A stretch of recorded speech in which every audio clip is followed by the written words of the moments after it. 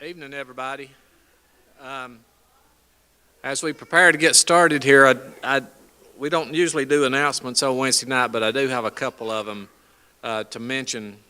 Uh, Karen Gerber's had some health issues here, and right before we left to come here, Chris had sent me a text, and it said, this is from Karen, it said, just woke up, blood pressure is good. The doctor said to monitor lung nodules so they do not grow, waiting on doctor to discharge me. So I don't know what lung nodules means or anything, but, he's got smiley faces here, so I think it's an improvement. So we got that with her. Also, Johnny and Phyllis Mosley's grandson, Cody, passed away. I don't know if y'all know him or heard or not, but they're having to do further work to determine the cause of death. Yeah, that's kind of where we're at with that there. But everybody knows him. He's a big old tall fellow that walks through Trenton, and he's a very nice young man. So y'all keep them in mind also. Okay.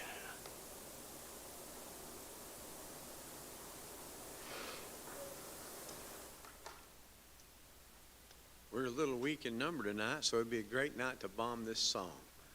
So let's try 316. I'm not on, but I want to be on. Am I muted? It's mute. Mic 1. I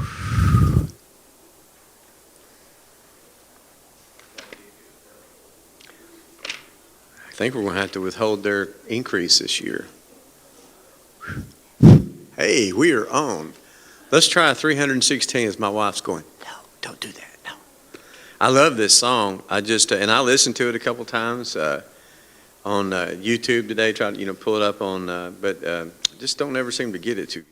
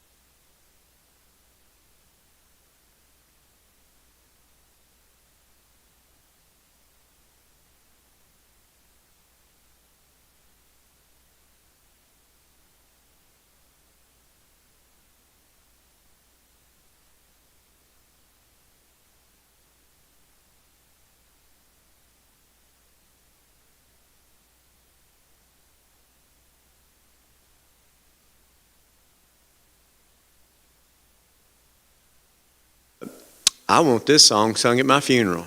And I'm going, and so, well, I start tearing up, and then I look over there, and he's tearing up, and I'm going, man, Don, way to go, So we were sniffly, the rest of that singing. But, all of us have favorite hymns. That's a special memory for me. We used to be there's nobody here from Mountain View tonight, but there used to be a fellow over there by the name of Jim Crawford. He led singing all the time, and, so I would sing songs like he sang them. And I learned, that song, I'd like to stay here longer than man's alive. Stevie Tinker. I still sing it wrong just because that's how I learned it. That's how he sang it. And songs can mean so much to us. But this song that we're going to sing is an invitation song, I'll Fly Away. I remember that the preacher that immersed me into Christ, he didn't like singing that song. He said he thought that was premillennial, and so he had things to say about that, So I never sang it, I was like, ooh, it's one of them taboo songs, Well, I get up to the Bible college, man, they're singing it all the time. I'm going, okay, wait a minute, And then I learned some things about poetic license, and, I used to have a brother, that would get upset when you'd sing When We All Get to Heaven. He'd say, we're not all going to heaven. I'm like, wow, man, okay. All right. But, we're not singing about them, It's kind of like taking the Lord's Supper. You're not responsible for everybody else. But anyway, I'm going to be teaching Numbers and Deuteronomy this year at the Chattanooga School of Preaching. And to be honest with you, I've never taught it before. And they're huge books. So we're going to have to study about 200 verses a night for 13 weeks, 13 different classes. Looking forward to it. And the breakdown, it's pretty interesting. You look at Genesis, hey, there's family. God, you see, of course, creation, chapters 1 through 11, how everybody got different languages, things like that. Then you get to the story of Abraham, and that's going to occupy the rest of Genesis right into Exodus. Because now God is going to bring, and, he tells them straight up, Abraham, you can't have this land. The iniquity of the Amorites is not yet full. In fact, your descendants are going to be slaves for a time, then I'm going to bring them. And so Exodus, that's it, exiting. They come out of Exodus, and so we come out of Egypt, and we see, the tabernacle, and lots of verses in there dealing with the tabernacle, I think like 10 chapters. And, I know you can grow weary reading about the little things that hold the curtains up. It's just going to tell you about each one, And then when you get to the offerings, it's going to tell you, well, this guy gave a plate of gold, this guy gave this, and you're going like, okay. And then you get to the second guy, and he's given a plate of gold and the same amount of silver and the same, and you're going like, well, okay. And then the third guy gives the same amount of gold, and you're going like, well, you know what? I think I've got an idea of what they're giving here. And so you still want to read the name, but they're still giving it all. But that's the idea of Exodus. You're getting ready. They got a mission here. The Ten Commandments are given. You get into the book of Leviticus, and that's just written to the Levites. And then you learn how you're supposed to approach a most holy God. And you see all these rituals and things that the priests have to go through to prepare themselves to be able to be what God would have them to be, to come before him. And you best not mess around with that. We learned that from Nadab and Abihu, right? Got to pay attention to what was written in the book of Leviticus. And unfortunately, those young men don't realize the nature of that. So Leviticus is kind of like law, but you know what? So's Numbers. And so in Numbers, you have the spiritual, here's what you need to do. And in Numbers, you have the walk. You have, this is how you do it. 290 times. And I had no idea, so I was doing some word searches and things, but almost 290 times offering or offerings appears in the book of Numbers. So that's how you walk. That's how you do it. Leviticus is this is what you need to do, and Numbers is how you're supposed to do. And what do we find in the book of Numbers? They're just not ready. They are not ready. They may think they're ready. They ain't ready. And so Numbers 13 and 14 jump out in our minds, right? You see two guys that were real ready. They were on top of it, but everybody else is not.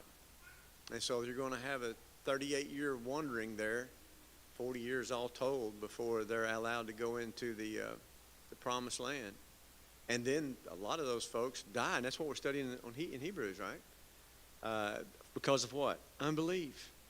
And that's why we spend as much time as we did with the idea of once saved, always saved, because you've got a whole generation there that did not make it into the promised land because of a lack of belief. They didn't do what God said that they should do. And so those two men, Caleb and Joshua, they're heroes. We know their names. We couldn't tell you those other 10 guys if our life depended on it, because they're examples of what not to be. But we also see a people being prepared in that new generation. Not only are they going to be prepared spiritually to be what God would have them to be more like, than their parents, but they're going to be warriors. You realize that? They weren't fighters in Egypt. They were slaves. And so now they're going to have to be warriors. They're going to have to be soldiers. But they have the ultimate armor. They have the armor of God. God's on their side, and they just walk through people. No casualties. Very little until we get to the book, till we get to Ai, however you say that, after Jericho. And then we find out that the reason that God's not with them there is because there was sin in the camp. And so we learn a little bit more about that walk, that the camp needs to be pure. And so that's an important thing when we're walking with God, to be what God would have us to be. And so as they become warriors, we go right into the Deuteronomos. Duit is two, second. Nomos, law. So it's Greek. Deuteronomy is, and it means the second giving of the law. Basically, you have a couple of sermons, and they're real long. One of them is. And that's before they're going in to the promised land. And we learn so much from that. And in Numbers, it's so sad because, the book of Numbers starts off great. Moses is doing just like God says. The people are doing just like God says. And everybody's just walking. It's great. And then they think other people are bigger than them, can whoop them, and they ain't nothing but grasshoppers, and they need to go back to Egypt. Oh, just a total breakdown. And brethren, I think that's a discussion of our life, right? We know what to do spiritually. At least, we can be taught. But then walking that walk. And man, is it not easy? Things come up all the time, even from places you didn't see it coming. And you're like, whoa, where'd that come from? And so, now you're trying to deal with that. And you find as you're reading your Bible and trying to walk closer to God, you feel like, well, I've been looking at this prayer thing, and I just don't think mine add up, I'm going to spend some more time with this. And my love for other people, I'm going to spend some time with that, because mine's just it's not where it ought to be. And we see all the fruit of the Spirit, love, joy, peace, and we're like, wait, meekness, temperance, there's, I don't know about your fruit tree, but mine could use some pruning and some work, right? Adding the Christian graces. And we're just, we've got work to do. And you will have that work to do your entire life. And the book of Numbers is a great example of, just because you got it going on, just because you think things are great. Poor old Moses. Here's Moses, the type of Christ, who is trying to do everything he can with generation 2. You realize that? This is the young guys. The old guys are dying out. And so the young guys start doing what? Murmuring about water and so forth. And so remember the fiery serpents? Now that's on the guys that are supposed to get it together and go take over the land. And you can just, if you're Moses, you're going like, I've seen this story before, I have walked this, and here we are again. And so you can imagine why he would lose his temper. It's not an excuse. Sometimes we lose our temper. The other day I was telling you that book that I was reading that talking about the instance this guy uses for losing his temper was in traffic. Get this, 1963. I wasn't even born, and people were already having road rage. Isn't that something? And it's just perpetuated with all the cars that have been added to the roads and so forth. So if you get a little miffed in traffic, you're not the first. You certainly won't be the last. And maybe through some of these lessons, maybe through our lives and trying to be Christ-like, we can do a little better with that. Get into the second giving of the law. Moses can't go in. He's not allowed to go in the promised land. He can see it. He's allowed to go up and look at it, but he can't go in. which brings us to the point that God is a God of discipline. God is a God of discipline. Moses obviously did not lose his soul, but all that work, 40 years beating them yahoos over the head with a stick, trying to get them to walk right, and you can't do everything. You can't make other people do what they need to do. You can try to be an encourager, and that's why we persuade men, but we can't make them. And so as we're going to sing this song here in just a moment, I'll Fly Away. Obviously, this is talking about Christians. Metaphorically, it's talking about the day that Christ comes again, and all of us will be flying away. Unfortunately, some of us will be going in the wrong place, right? We'll be left and right, goats and sheep. So as we sing this song, if the words aren't where you would be, then, fix it. Don't be like the children of Israel. Don't be stubborn. Later on, 2,000 years later, Stephen will talk about their ancestors and say, you stiff-necked and uncircumcised in heart and ears, you do always reject what God's saying, Spirit of God. Don't be there. Be tender-hearted.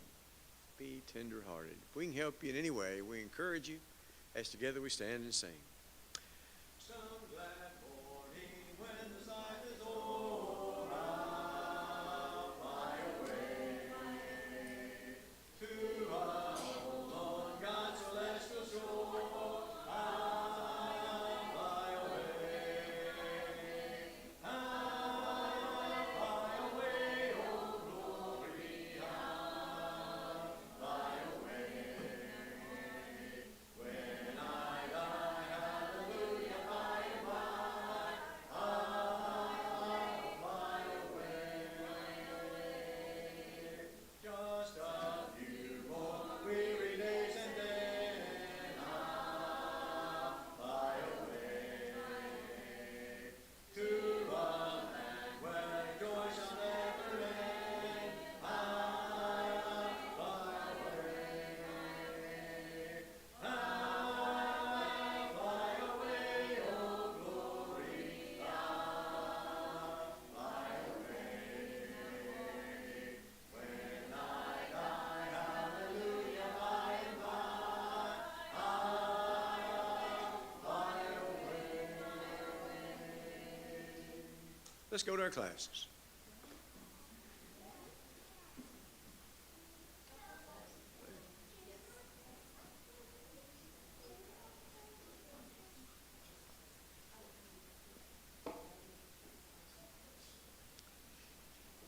Looking at this group, I would say, and few there be that find it, right?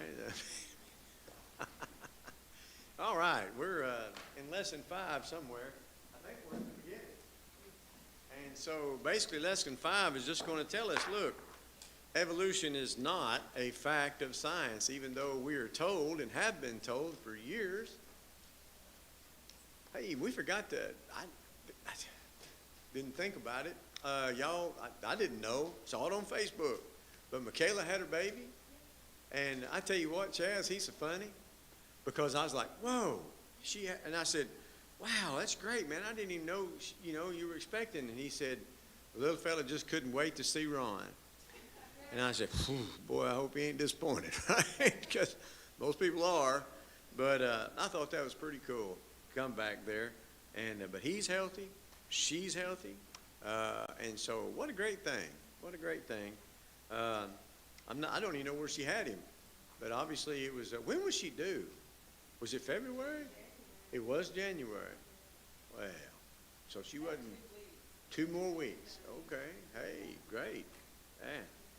Yeah. Yeah, they're out there on the table. If I had one here besides mine, I got a bunch of blank paper. That's great. Wow. Okay. We call this a ghost lesson. If you don't have a sheet, these are great chapters, so go get you one and don't lose it. Good stuff, because all we're basically going to do in this chapter is say, listen, evolution is not a fact of science. Now, the term that we're going to use for evolution is not talking about changes within a species, okay? Nobody would deny that, did you not get one, Candace? Oh, okay, I'm sorry. You got Donna over here. That's another thing I needed to announce. Ganelle wanted us to remember a friend of hers, and y'all will know her. I do not. I'm sorry, but her name is Donna Franklin. Her husband was an attorney or something here, or something, and she expected me to know her, and I did not know the family.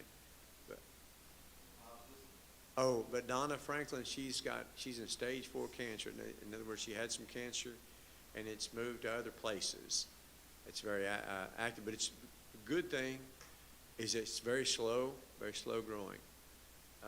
But still, for cancer, that's a good thing, right? But anyway, and they're good friends, so I think she might be a quilting buddy or something.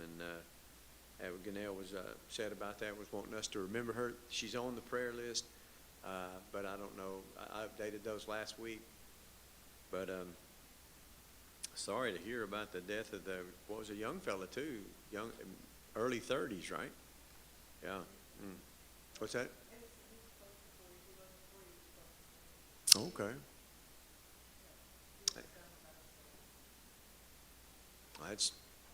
That's always terrible to hear of a younger person. Man, Cindy, I didn't realize you were having children as a single-digit age. That's something. I have like 3, right? I'll do that. Okay, let's jump in here. Is evolution a fact or science? No, but let's spend 8 pages talking about it, all right? And remember, they're talking about general evolution, and what they mean is that everything, okay? Or is it special? I may have the words mixed up. We realize that dogs can be bred to do certain things. They've done that for hundreds of years. That's why you have Dachshunds. What are they bred for? Anybody? They're built like it, get in small holes. Rabbits.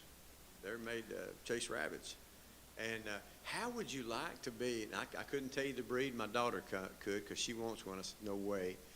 But they're like German Shepherds, but they have this real unique thing on their back, and they're bred to attack lions. Now, what's that? I don't know, but I know that's your job. No, man, I want to be the rabbit guy, They're bred to chase after lions. You look at greyhounds, what are they built for? Absolute speed, right? And so within a species, too bad Johnny ain't here tonight, because, they shoot for a specific type of beef, and they don't want to, they keep detailed records so they know that you're getting what this cow is and so forth. And so that's totally understood. You've got the Shetland pony and you've got the Clydesdale. So they're both horses, but they show you the difference that can happen within a species.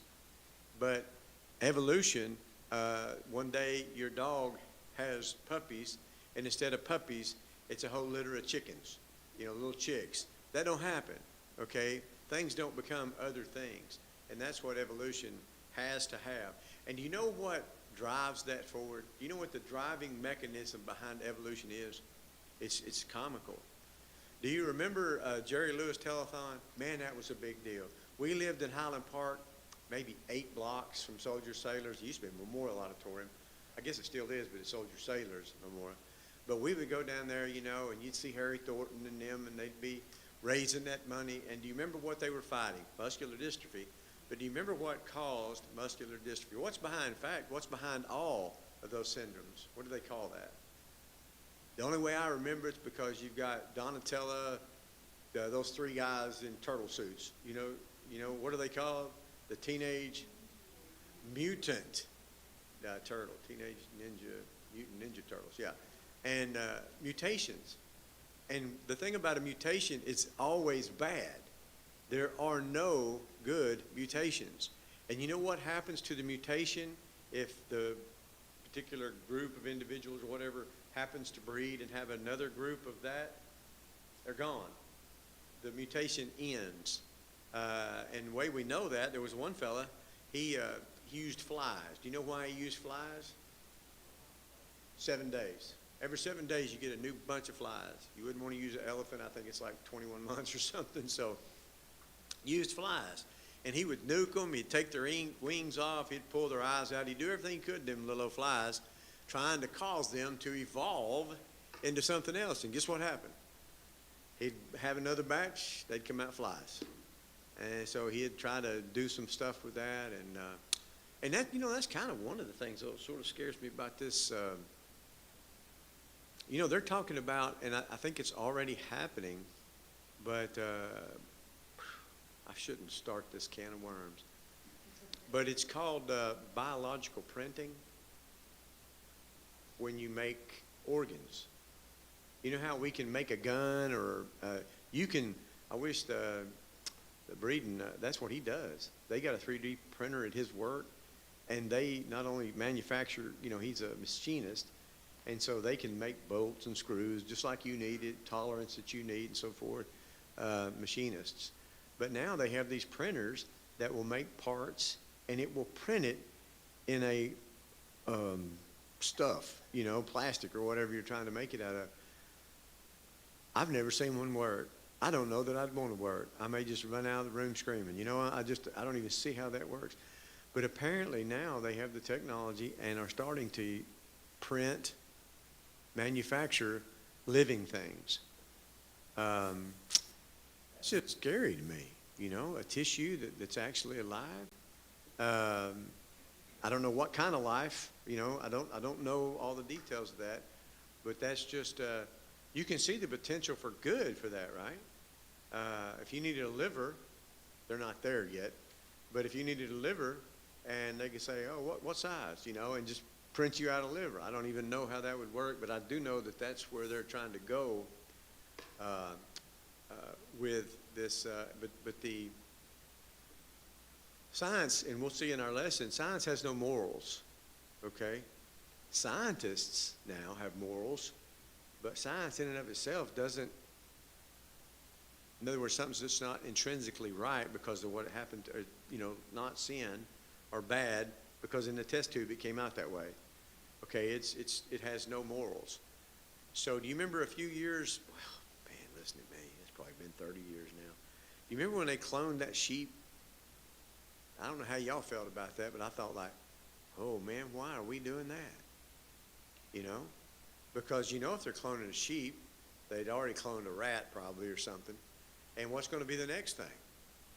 Well, it just leads to, and if we think for a minute there aren't a whole bunch of Dr. Frankensteins out there, we're wrong.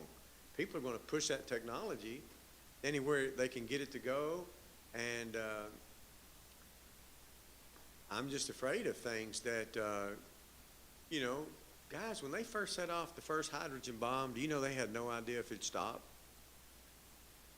They had no idea that when they set it off, whether or not it would quit splitting atoms. And of course, based on what, they found out you had to have a certain amount of uranium to get everything excited to have the yield that you do have. I was in special weapons. I used to put the rings on top of this rod that was titanium enclosed, and these little grenade-like things would blow up as it was flying, and it would slam into these neutron generators, and they would make that uranium start going crazy. And it's inside a titanium case, and the reason you're doing that is because you need one of them to go so fast that it splits one, and once you split it, you have a nuclear, whatever you call it, explosion. And they didn't know that it would stop.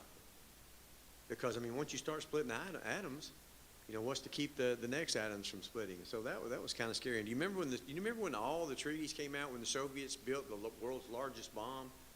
It was some kind of hydrogen or something. It was, and even they couldn't believe how powerful it was. And they said, you know what, we don't need to do this no more. And that's the Soviet Union. And so we signed all the treaties and started backing off on the nuclear weapons because we already had enough to blow up everybody 1,000 times. But science doesn't have morals. Men do. But do you think when they're putting together viruses, why would you make a virus that they don't have that is so effective. Why would you want something like that? It's called bioweapons. When I was in the Army, we used to have to, I hated it too. You had to go through these classes talking about bioweapons, and they had to don these masks, and we had to wear these suits that were charcoal lined. And bottom line was, if they had decided to use, we would have probably had 90% casualties at least, because the equipment we had just would not. Ammonia gas, anything smaller than a particle of ammonia goes right through your gas mask. You're dead. So, when they start doing stuff like that, when you're using technology like that, and so why would you make a virus, for instance, COVID-19? Why would you make that? To do exactly what happened. But you're not at war with anybody, so what happens, they have not been able to make something like that and it not break containment. And that's with all the airlocks, that's with all the security, and even if everybody's trying to work together to make something go, we're dealing with things we don't know about. And that's why I wish sometimes we just wouldn't deal with them. We'd leave things like that to God. Notice this quote here: all reputable biologists have agreed that evolution of life on Earth is an established fact.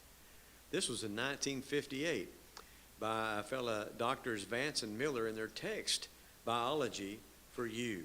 That's a textbook. That's what's being taught to students. These are the guys in the lab coats with the cute little ties. And when you hear that come out of their mouth, that's going to be on your test. It's a statement of fact, right? They are not alone. Sir Julian Huxley of Great Britain once said, the first point that we need to make about Darwin's theory is that it is no longer a theory, but a fact. No serious scientist. Now look, here's the key words. No serious scientist would deny the fact that evolution has occurred. So if you consider yourself a serious scientist, in other words, you write papers and your job is to teach science, and you can't be serious if you don't believe in evolution. And so that's the kind of pressure that the academic world has put on their people. I'm so thankful that a lot of this has turned on its head, really. With a lot of guys saying, look, we just can't say that. We got to be honest with science. Stephen Jay Gould of Harvard put it this way: evolution is a fact like apples falling out of trees. Well, we think of, when you think of apples falling, you can't help but think of, well, I guess I can help think of him because I can't remember his name now, Isaac Newton, and gravity. So, if you don't believe evolution is true, then you're arguing that gravity even exists. So you're stupid is basically what they're saying in kind words, I suppose. Richard Goldsmith, the famous evolutionary geneticist, once stated that the evolution of the animal and plant world is considered by all those, now notice, entitled to a judgment. In other words, if you don't think that's the case, you're not even entitled to a judgment. Who are you? Where'd you get your PhD? Where's your papers, that have been peer-reviewed by all these great minds of the higher academia? And so there's tremendous pressure put on these teachers, these professors, to teach this stuff. Theodosius Dobzhansky, I guess that's how you say it, the eminent evolutionary geneticist from the Rockefeller University, remarked that the occurrence of the evolution life of this history of the earth is established about as well as events not witnessed by human observance. That's a huge saying right there. You're going to see where I have marked some of these years ago, and so that's one that I would underline, because he's going against the very principles of science just by saying that, because science says you got to be able to see it and then make it again. This manifesto was signed by 177 of the world's most famous scientists, including such men as Carl Sagan of Cornell University, George T. Bonner of Princeton, George Beadle of the University of Chicago, and others. Such statements could be multiplied many times over. And so the last sentence there, the question is evolution a fact of science? They're teaching it as such, but is it? What is evolution? Well, first, define some terms. Our purposes, the series of lessons, we use the term evolution to mean the general theory of evolution. We are speaking of atheistic organic evolution. In other words, atheists, they don't believe in God. They believe that all this started with a big bang or whatever. We'll see here in a bit. That is general theory of evolution. And so, defined by George Gaylord Simpson of Harvard, evolution is a fully natural process inherent in the physical properties of the universe, by which life arose in the first place, by which all living things, past or present, have since developed, divergently and progressively. And that's an introduction to biology. It's taught in high school. Isn't that great? All living organisms have evolved from common ancestors in a gradual historical process of change and diversification. The theory rejects the notion that all organisms were designed and created at the beginning of time. This is a matter to man, a molecules to man evolutionist, which there is no God, first cause, or divine intervention. That can't exist, and they'll tell you that. It says we are not using the word evolution as the special theory of evolution, in other words, within a species, okay? So we're talking about these guys that say we all came from primordial mass and bugs or whatever. Limitations of science. This is their own definitions, okay? Organic evolution is not a fact of science. It is not now, has never been, and never will be. Even many prominent evolutionists, such as Dr. Robert A. Millikan, Nobel laureate in physics, has well said, the pathetic thing is that we have scientists who are trying to prove evolution, which no scientist could ever prove. It's not science. It's origins. In his classic work, The Implication of Evolution, listed 7 assumptions upon which evolution is based. And the first one is he says, are not capable of experimental verification. These 7 can't. So they're basing their theories on these 7 things that goes against the idea of the scientific method. Notice the number 1, non-living things gave rise to living material. In other words, spontaneous generation occurred. And number 2, spontaneous generation occurred only once. Well, isn't that nice? You need to have something, some fairy that started everything, and then you got to limit what that was to this one time that got it kicked off. That's not scientific. That's not even a good explanation. I'm asking you to believe something that there's absolutely no proof for whatsoever. It's what they're saying. It says this drove Kirkut to candidly admit that the evidence that supports it, the general theory of evolution, is not sufficiently strong to allow us to consider it anything more than a working hypothesis or a guess. Why? Let us see what, that should be a W there, and by the way, I didn't do that, that's in the print. What would cause Dr. Kirkut, one of the leading voices in evolution, to make such an admission? Okay, so let's look at some of the things. Consider why. Number 1, the scientific method is limited to what can be observed with the 5 senses. You know what those are? First one's ESPN, right? You got to have ESPNU if you want to see those colleges. No, it's the what are they? Taste, sight. Okay, that's 2. Sound, touch, hearing. I think we just got them. Unless you have ESP, right? Remember that show came on? Remember that was a thing? Y'all remember that? ESP, I think there was a show on or something, a dude had ESP. And anybody familiar with Shirley MacLaine and all those kind of, those extra things, that's pretty interesting stuff, isn't it? Well, no. Simpson's well stated, it is inherent in any definition of science that statements that cannot be checked by observation are not really saying anything, or at least they are not science. You're just guessing at something. You can't reproduce it. You can't show it over and over again. And then remember what we said last week. It's just the best guess, if you will, the most probable explanation. Scientists have a hard time saying this is 100% absolute sure, because they realize there could be something in their own calculations or own experiments that could be lacking. That's why you have kids in college doing the same experiments that have been done for 50 years, looking for an anomaly and so forth. Says the occurrence of the evolution of life in the history of the earth is established about as well as events not witnessed by human observers. In other words, it don't fit the first block of it.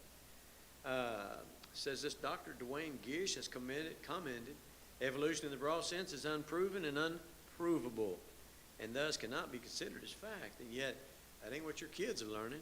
Not my kids were learning. Number 2, scientific method is limited to the present. You got to be able to see it right now and reproduce it right now, not something that happened a million years ago. Once you say, well, thousands of years ago or millions of years ago, you have left the world, the real world, and you're just in your minds and we're guessing at things. Notice about 5 lines down, science seeks to explain the behavior of that which is and to check its explanation by means of experiments, being able to reproduce it. And so they can't. The origins, you can't do that with it. Number 3 down there at the bottom of 51. The scientific method is limited to telling us how a process works. How, not why. We don't know who can explain gravity. You know, there's no explanation for gravity.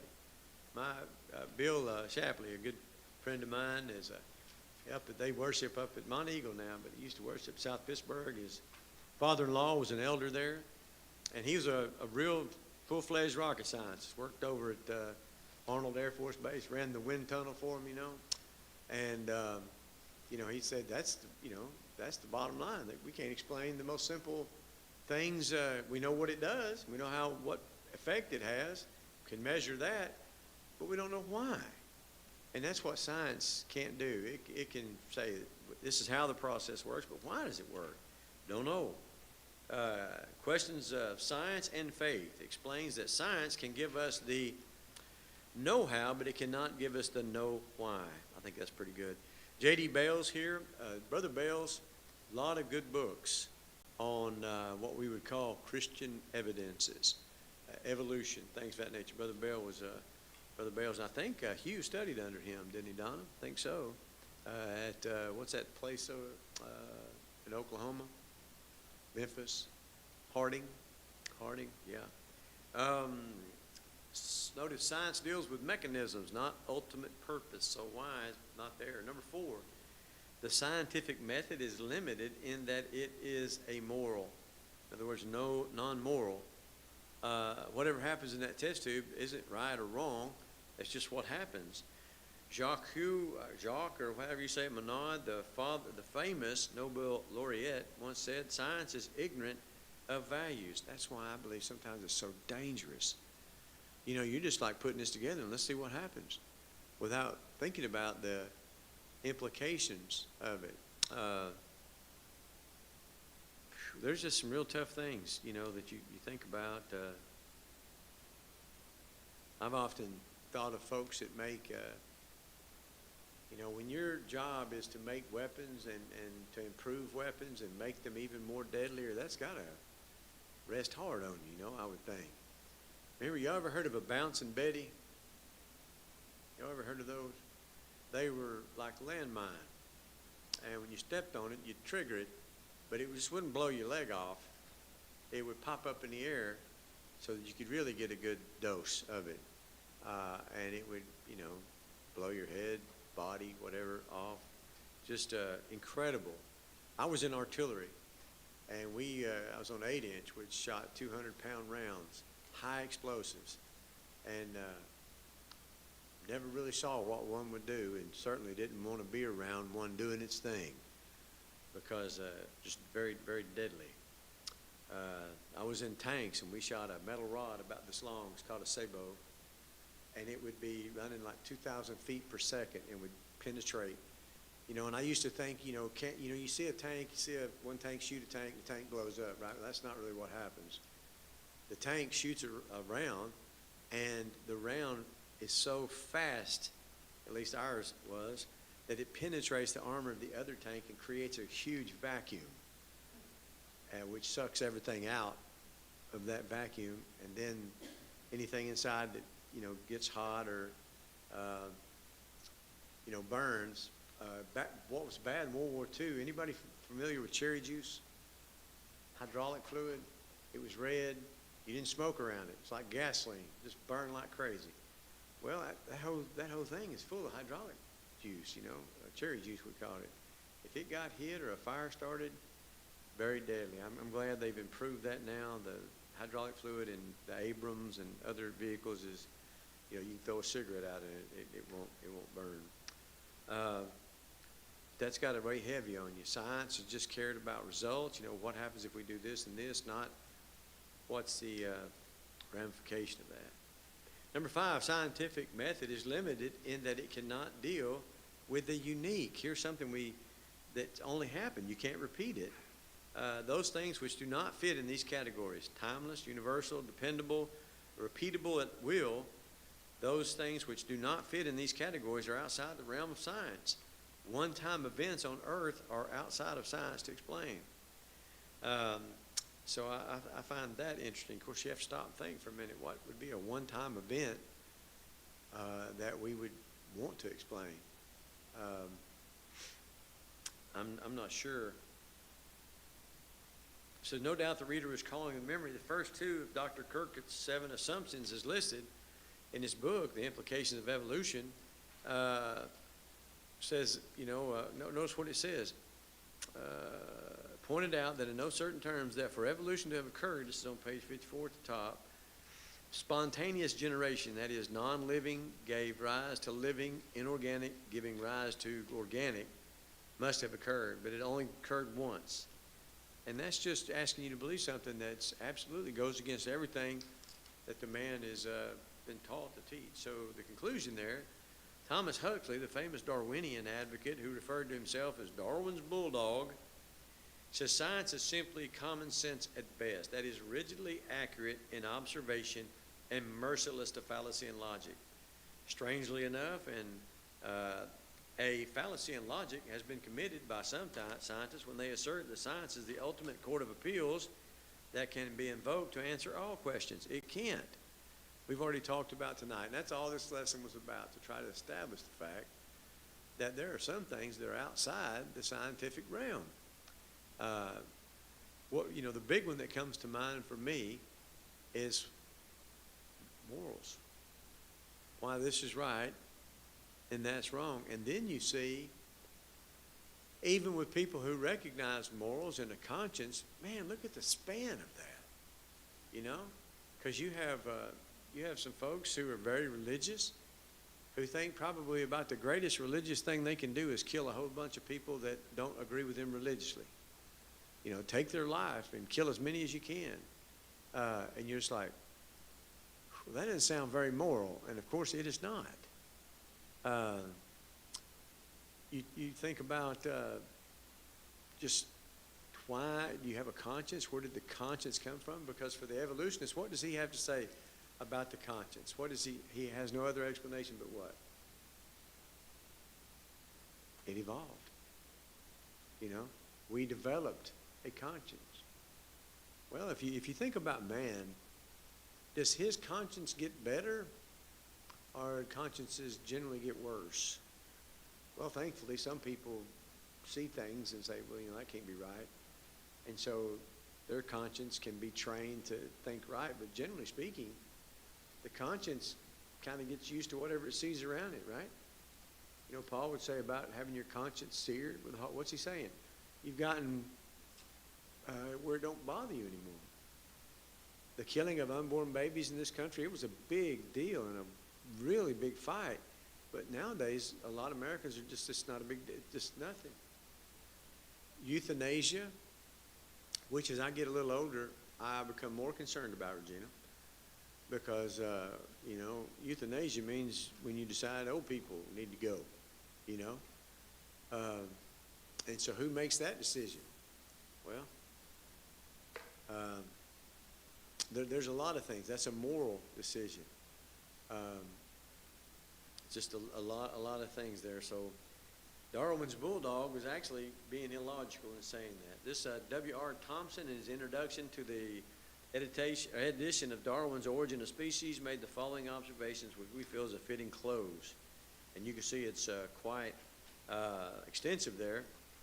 But notice let's start with this situation. It's about 6 lines up from the bottom of that quote on page 55. He says, this situation where scientific men rally to the defense of a doctrine they are unable to define scientifically, much less demonstrate with scientific rigor, attempting to maintain its credit with the public by suppression of criticism and the elimination of difficulties, is abnormal and undesirable in science. In other words, he's saying for scientists to be dishonorable to try to suppress people that don't agree with them and say, well, that can't be right because you're stupid, which is basically what they say. That's just not right. Even this guy says abnormal and undesirable. Indeed, it is time for people knew that evolution is not now, nor has it ever been, nor will it ever be a fact of science. It don't even fit into the mold of science. So let's look at this matching real quick. Observation. Well, I think D there, all science begins with something you can see, right? The special theory of evolution says, well, limited change within species. So that would be A. Notice this reductive fallacy. That's taking one small part and asserting that it is the whole. And then spontaneous generation, do you remember what that was? Non-living, in other words, a rock, giving rise to a kid or something else, something that's alive. Even the philosophers knew better than that. I had my daughter make me up a shirt. It was a quote in one of the books I was reading, and it said, they asked Aristotle what nothing was. And he said, nothing is that which rocks dream about. Rocks. Of course, they don't dream. So that was his. I thought that was cool. Okay, anyway. Science is limited to what can be observed with the five senses. Science cannot deal with the unique. Hey, do you know how you catch a unique rabbit? Unique up on it. That's one of my wife's jokes. You know how you catch a tame rabbit? Tame way. All right. Science is limited to telling us how a process works, not the why. The theory of evolution is opposed to special creation since it rejects the notion that all organisms were designed at the beginning of time. Let's look at these multiple choice real quick. The scientific method deals with those things that are repeatable and reproducible. That would be B. Number 2 on page 56. Which of the following statements is true? It's the first one. Evolution, since it has not been observed and is based upon a one-time event, remember what he said, spontaneous generation, and it only happened once, cannot be a fact of science. It goes against their own definitions. Number 3, the general theory of evolution states that C, evolution is a fully natural process inherent in the physical properties of the universe. Number 4, all of the following are correct except one which is not correct. That would be C. The scientific method is limited in that it cannot deal with currently observable and reproducible events.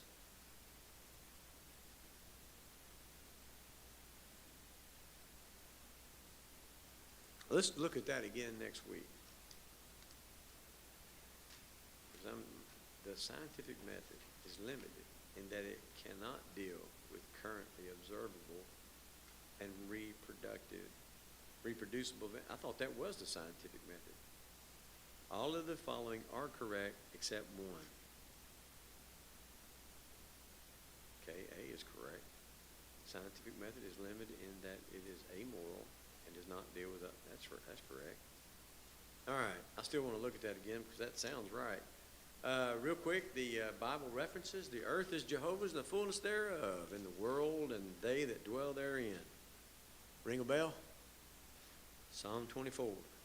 Thou art Jehovah, even thou alone. I need a concordance for that one. That's in Nehemiah 9:6. And look how Nehemiah, thou hast made heavens and earth. It's amazing how many times that creation is appealed to by Bible writers. Notice number 3, behold the Lord Jehovah, who hath measured the waters in the hollow of his hand. Where do we get that? Isaiah chapter 40, verses 10 through 12. And then, for every house is builded by someone, but I hope somebody got that. That's Hebrews, right? We just talked about it, chapter 3, verse 4. And then, for my thoughts are not your thoughts, neither are my ways your ways. Then he keeps going, right? Just as the heavens are above the earth, and my ways above your ways, he goes on to explain it in verse 9. So that particular verse is Isaiah 55:8, but I would just keep driving on there in verse 9 because he goes on to explain my thoughts are greater than your thoughts and so forth. We will. I would like to go back and look at that next week. That C. I just don't. Y'all read it with me again. See if you pick up something. The scientific method is limited in that it cannot deal with Oh, wait a minute. Yeah, of course that's wrong. Never mind. We don't need to go look at that because that's exactly what it deals with. So we're trying to get the one that's not correct. Okay, that wording got me. That's good. We'll pick up with lesson 6 next week, and lesson 6 is going to be dealing with. Have you ever heard of vestigial? I believe is how you say it. Organs, which they say scientists were trying to tell us at one time. You don't need. What is that thing that all the time erupts? What's that? Appendix, yeah, they say you don't need an appendix. It's a vestigial organ. It's when we were evolutionizing from an ape or something, we should have dropped it off, but we didn't. And we'll take a look that none of the organs you have were there like spare parts, that we just didn't discard when we jumped out of the trees and started farming. And so,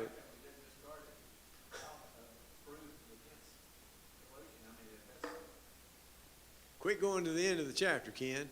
That's exactly what that whole chapter is going to be dealing with. If evolution is true, these things will be dropping off like you'd be walking down the road and go, oh, man, there went that appendix. Well, I didn't need it after all, didn't need it. So we're going to spend 2 weeks on that, by the way, looking at the various organs that we were told at one time you didn't need. Tonsils was one of those. We were jerking out tonsils like people jerking hooks out of fish, right? And then, lo and behold, guess what we figure out? It's a filter. It's a filter, and it catches all kinds of junk that would be better not in you. That, it kind of filters out. And if you don't believe that, believe it, because I have what's called tonsil stones from time to time. And that's where those little pockets can fill up with stuff that it's trying to catch to keep you from getting sick. And that doesn't mean I'm just plumb goofy. Like 1 in 10 people have that, all right? So don't you go out here going like, man, I don't know about him. He's got tonsil stones. But it's not as rare as I thought it was. And I saw the first one, I thought it was a piece of tooth, but it is not. And whatever you do, don't smash it. Oh. Anyway, I've enjoyed it, brethren. We'll pick up next Wednesday night with this here. I hope you guys have a great new year. Please watch The Other Guy on the way home. I would try to get home as quickly as possible because a lot of people don't use a lot of sense when it comes to alcohol and automobiles. So y'all be careful. Let's pray, shall we? Our Father in heaven, Lord God, we're thankful for this day. We're thankful for this time to be able to come together. Thankful for your church. Thankful for the people that make up the body of Christ. And Father, as we leave here tonight, we realize this is a festive time of year and that many people, we just pray that you be with us and keep us safe till we get to our homes. And Lord, bring us back the next appointed time and be with us as we enjoy this end of this holiday season as it comes to an end. And thankful for the time that we've had to get to know one another and spend a little time together with our families that are not allotted to us a lot during the year. We're thankful for this. We're thankful for your Son, thankful for you. In Jesus' name we pray. Amen. Y'all have a great one.